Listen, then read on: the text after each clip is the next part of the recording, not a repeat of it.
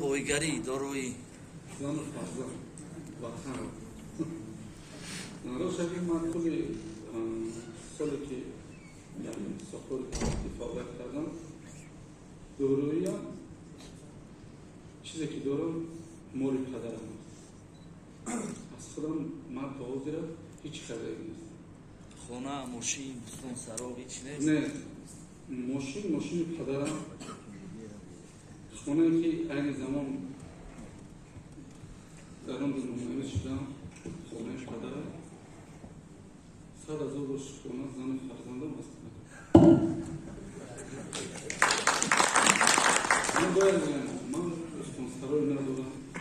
من روی راست میگم من چون طرز زندگی رو نمیدونم. باز شد من هم طول سال یکم با نه سناتور اختفتم در یکم خاکسارترین رئیس در ولایت نباشه.